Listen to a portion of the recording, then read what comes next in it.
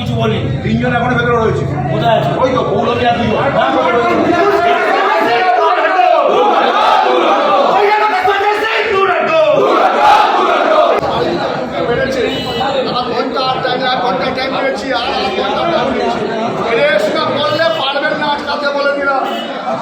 একদম সমস্ত পুলিশকে বলে দিচ্ছি, আমরা একদম শান্তিপূর্ণ ভোট করতে চাইছি, তো আপনারাও চাইছেন তো। অ্যাকশন হয়নি কেন এখন অব্দি? কোথায় বেরিয়েছেন? ঘুরতে বেরোবেন, ঘুরতে বেরোবেন।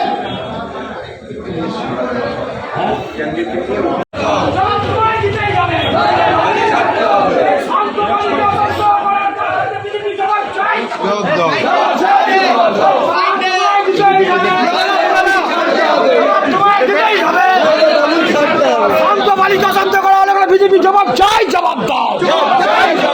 শান্ত বালিকা শান্ত করা হলে বিজেপি জবাব চাই, জবাব দাও। তোমার দিতেই হবে। বহিরাগত গুন্ডা এনে হামলা হলে তোমার দিতেই হবে। বহিরাগত গুন্ডা এনে হামলা হলে কেন সঞ্জয় সিং জবাব দাও। জবাব তোমায় দিতেই হবে। শান্ত বালিকা শান্ত করা হলে কেন সঞ্জয় সিং জবাব দাও। সাধারণ মানুষের উপর হামলা হলে কেন সঞ্জয় সিং জবাব দাও। জবাব তোমায় দিতেই হবে।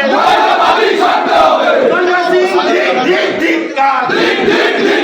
সঞ্জয় সিং পানি থেকে দূর হাঁটো। জবাব তোমায় দিতেই হবে। জবাব তোমায় দিতেই হবে। সঞ্জয় সিং বহিরাগত পানি থেকে দূর হাঁটো। সঞ্জয় সিং দূর হাঁটো। সঞ্জয় সিং বহিরাগত পানি থেকে দূর হাঁটো। বালির তৃণমূল প্রার্থী কৈলাস মিশ্র থানায় ঢুকে পুলিশকে চমকাচ্ছে। না, ঘটনার সূত্রপাত হচ্ছে বিজেপি থেকে তৃণমূলে যোগদান করেছিলেন এক দলেরই কর্মী। সেই দলের কর্মী যখন আজকে বাড়িতে ফিরছিলেন সেই সময় বিজেপি কর্মীরা তাকে মারধর করে। এই মারধর করে হাত ভেঙে দেওয়ার অভিযোগ বিজেপির বিরুদ্ধে, অর্থাৎ বিজেপির যিনি প্রার্থী আছেন সঞ্জয় সিং তার অনুগামীর বিরুদ্ধে অভিযোগ যে তৃণমূল কর্মীকে মেরে হাত ভেঙে দিয়েছে।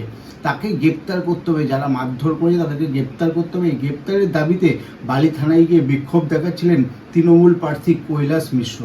সেই বিক্ষোভের সময় তিনি পুলিশ কর্মীদেরকে একদম সোজা ভাষায় বলেন যে গ্রেপ্তার করতে হবে, আমরা ভোট শান্তিপূর্ণভাবে চাই, কেন গ্রেপ্তার করা হয়নি।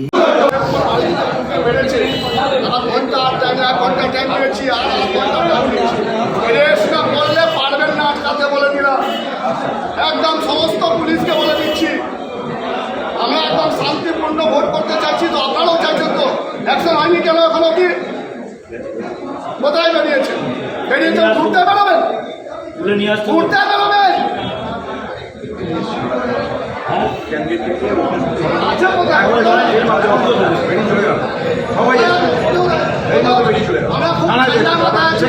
একটা কর্মী গায়ে হাত করলে না, পুলিশকে ছেড়ে কথা বলবো না বিজেপিকে ছেড়ে কথা বলবো বলে দিলাম। হাওড়া থেকে গুন্ডা আসছে,